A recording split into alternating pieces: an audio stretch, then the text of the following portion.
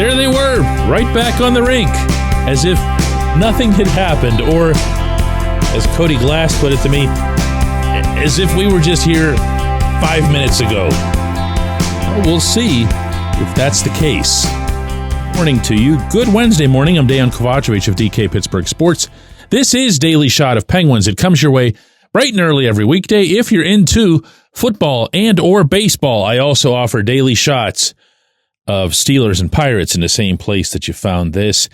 Your hockey club was churning the ice up in Cranberry. I was up there to cover it. A couple of positive developments right off the bat in that Evgeny Malkin and Brian Rust both were completely full go in practice. And not only that, they were flying. They'll absolutely be ready by the first game back that Saturday afternoon against the Capitals at PPG Paints Arena. Also, a bright development, at least as I see it, Emil Bemstrom and Joel Blomqvist were called back up from Wilkes-Barre Scranton after what I had believed was going to be just a go stay busy while the NHL guys take a break kind of stint. It turned out to be that. I've shared with you guys, I really liked what I saw from Bemstrom in New York and Philly just before the break, and I felt it would have been kind of weird to send him back in any permanent way. But here they are. Here's the team. And Erik Karlsson and Rickard Rakell are expected back in by Friday. I have a hard time believing, regardless of what happens in the US-Canada game tomorrow night, that Sidney Crosby wouldn't be back. And there they go. It's the Capitals. It's the Rangers. It's back-to-back against the Flyers. That's how this month wraps up.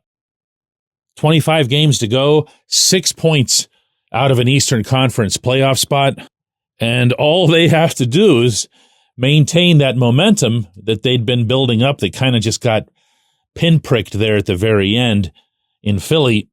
They were playing really well, but yet again, they can't just play well. They've got to produce points. I asked Anthony Beauvillier for his thoughts on this after practice. Is this team still focused on everything that it needs to be focused on? I mean, it almost feels like the break wouldn't have helped this team with the way you guys were. Yeah, I think we stacked a few good games in a row. I think we feel pretty confident in our group and feel pretty confident we can go on the run and stay in the fight here. I think that's been the main focus over the last couple of weeks, over the last couple of months. And I feel like it's the same thing. Everyone's excited to be back, and everyone's wants to be in the hunt and play meaningful games. So that's what we're going to try to do. Now, if you'll recall, the other area of urgency, the other factor in all of this that made those games before the break feel as significant as they did, is that there isn't much time between now and the NHL's trade deadline, March 7. And there had been a general school of thought that GMs were going to stay active, not so much during the break. That's something that the league really, really strongly discourages. They want all eyes on whatever their event is. But that GMs were absolutely known to be communicating through this break, if only to begin laying the groundwork for trades that could happen again between now and the deadline. Is it possible that Kyle Dubas already sees what's in front of him and says, we're not bothering with this? Is it possible that Dubas looks at the landscape in maybe kind of a partial way, a 50-50 way, and says, I'm not going to tear this down, but I'm also not going to be reluctant to move someone who might be seen somewhere else as a rental? Say, for example, as long as I just talked to him, Beauvillier, say Matt Grzelcyk, who wouldn't be a rental, but he'd be in that same type of category. Some of the guys who've built themselves up as having value through the season, those would not be monster trades, obviously. My sense from within is that you're not going to see some earth-shaking thing. You're not going to see Rakell get moved. And you're certainly not going to see Dubas going around and asking guys to drop their no trades. But I say that now in this setting. Let's say, just to ruin your morning, let's say the Penguins were to lose the first 4 games here right out of the break. Just, get run out of the building by the Capitals, who are totally fresh, had no guys, by the way, in the Four Nations tournament. and then lose the very next day to the Rangers, which always feels a little bit extra painful. And then, the Flyers, who they completely schooled in their own building right before the break, only to somehow lose the game. That would create a pretty dismal aura around everything. At which point, possibly, Dubas could say, yeah, you know what, I'm gonna pounce on this aura and do a couple of things that otherwise might be pretty unpopular around here. So it's an interesting time for the team. It really is. When we come back, J1Q. This episode is brought to you by Bet Online, your number one source for all your summer sports needs this season, from Major League Baseball, golf, NHL, NBA playoffs.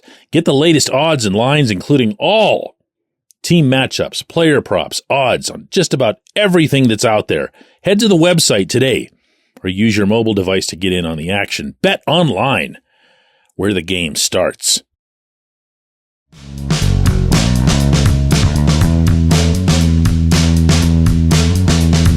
Today's J1Q comes from Jim, who says, DK, the hockey that's been played in the Four Nations face-off has been unreal. Players have definitely given it their all. You can tell that they're extremely passionate about representing their country. My question is, if Sidney Crosby or any player really had to choose between winning the Stanley Cup or a gold medal in the Olympics, which would they choose?